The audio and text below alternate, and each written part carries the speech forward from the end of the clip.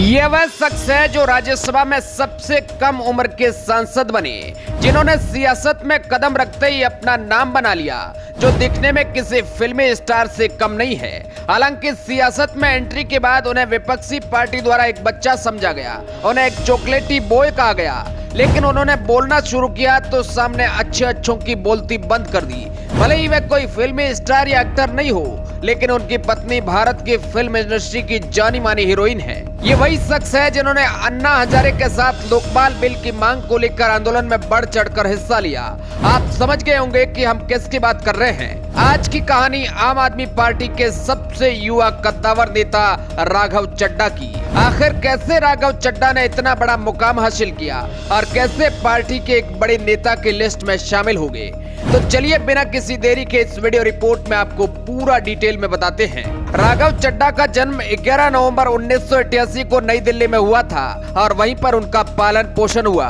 उन्होंने अपनी स्कूली शिक्षा रघुवीर Singh junior modern school Humayun road नई दिल्ली से प्राप्त की और दिल्ली विश्वविद्यालय के श्री वेंकटेश्वर कॉलेज से स्नातक की उपाधि प्राप्त की। उन्होंने केवल 1 वर्ष के लिए स्नातक की पढ़ाई और फिर उन्होंने चार्टर्ड अकाउंटेंसी को आगे बढ़ाने के लिए पत्राचार का विकल्प चुना, जो उन्होंने institute of chartered accountant of India Delhi से किया। स्नातक की पढ़ाई पूरी करने के बाद वे कुछ कार्यक्रमों को आगे बढ़ाने के लिए लंदन स्कूल ऑफ इकोनॉमिक्स में चले गए। वहाँ उन्होंने EMBA का सर्टिफिकेशन कोर्स भी किया।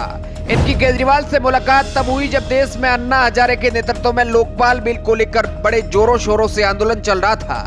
तब एक 20 साल का युवा लड़का जो केजरीवाल से मिला और वहीं से उन्हीं का होकर रह गया। मतलब कि वे उनके साथ मिल गए क्योंकि वे केजरीवाल से बहुत ही ज्यादा प्रभावित थे।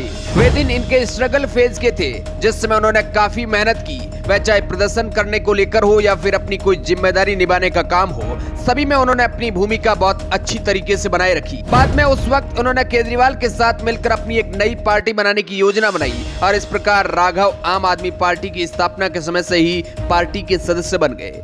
केजरीवाल ने राघव को साल 2012 में जन लोकपाल बिल का मसौदा तैयार करने के लिए संपर्क किया। जल्दी ही राघव आम आदमी पार्टी की ओर से टीवी डिबेट्स में हिस्सा लेने लगे।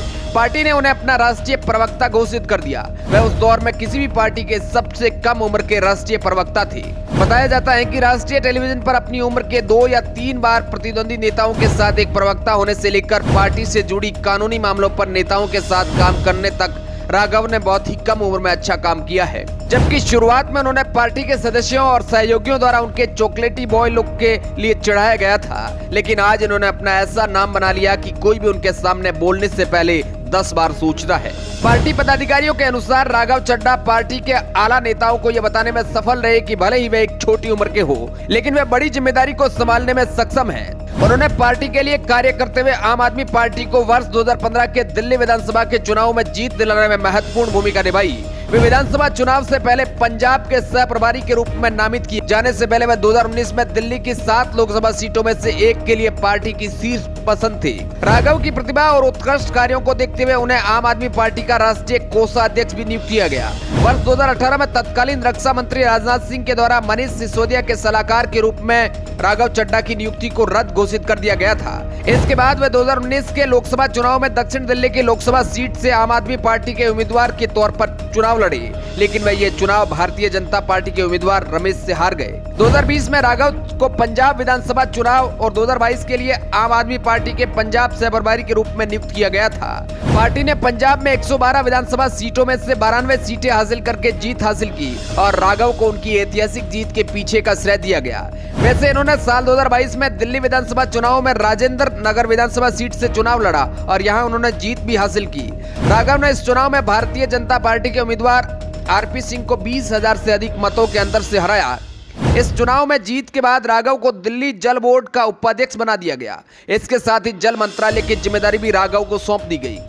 राघव मात्र 26 साल की उम्र में विधायक बने। इसके बाद पार्टी में उनका कद बढ़ गया और जब आम आदमी पार्टी ने राघव को पंजाब की राज्यसभा सीट से सांसद के लिए नामित करने की घोषणा की, उनके खिलाफ कोई विरोध नहीं होने के कारण राघव 33 साल की उम्र में सबसे कम उम्र के सांसद बन गए। ये इन दिनों काफी ज्यादा सुर्खियों में रहे जब उनकी सगाई बॉलीवुड के मशहूर एक्टर परिणीति चोपड़ा से हुई। पहले तो दोनों लंबे समय तक अपने रिश्ते को लेकर चुप्पी साधे रहे, लेकिन सगाई के बाद दोनों लगातार चर्चा में बने रहे। दोनों की एंगेजमेंट सेरेमनी में बॉलीवुड से लेकर राजनीतिक क्षेत्र तक की कई बड़ी हस्तियों ने शिरकत की। सगाई की तस्वीरें और वीडियो भी सोशल मीडिया पर जमकर वायरल हुए। वही परिणीति और राघव की सगाई के बाद अब लोगों को उनकी शादी का बेसब्री से इंतजार था, लेकिन बताया जा रहा है कि जल्दी ही उनकी शादी भी हो जाएगी, क्योंकि वह डेट भी फिक्स हो गई है।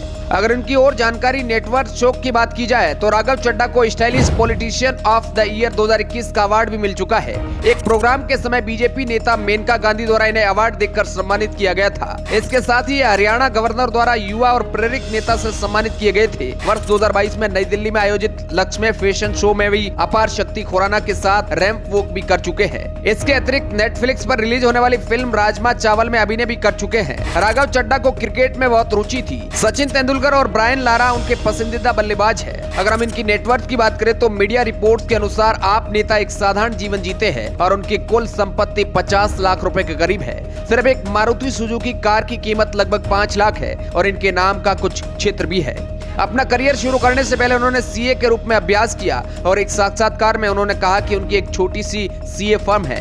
अब उन्होंने अभिनेत्री परिणीति चोपड़ा से सगाई कर ली है, जिनकी कुल संपत्ति लगभग 60 करोड़ रुपए है, जो कि ज्यादातर फिल्मों की ब्रांड एंडोर्समेंट और प्रमोशन से कमाई करती है। एक बार यह विवादों में भी गिरे। दरअसल अप्रैल 2018 में राघव चड्ढा को दिल्ली के उप मुख्यमंत्री मनीष सिसोदिया के सलाहकार के रूप में नियुक्ति को तत्कालीन केंद्रीय गृह मंत्री राजनाथ सिंह ने पूर्वव्यापी रूप से समाप्त कर दिया था। राघव उन 9 सलाहकार में शामिल थे जिनकी नियुक्तियां रद्द कर दी गई थी। मंत्रालय को लेकर पत्र में चड्ढा ने कहा कि 2016-17 के बजट की तैयारी में सिसोदिया की सहायता के लिए उन्हें 15 फरवरी से 31 मार्च 2016 तक पद पर नियुक्त किया गया था। उन्होंने ये भी कहा कि उन्होंने रुपए लौटा दिए हैं। 2.50 की उन्होंने मनीष सिसोदिया के सलाहकार के रूप में अपने 75 दिनों के कार्यकाल के दौरान वेतन के रूप में लिया था। इसके बाद उन्होंने अपना इस्तीफा स्वीकार कर लिया था। वैसे इसके अलावा आप इनके बारे में क्या जानते हैं? आपकी नजर में युवा नेता कैसे हैं? कमेंट में अपनी राय जरूर दीजिएगा। Bureau report, R media network.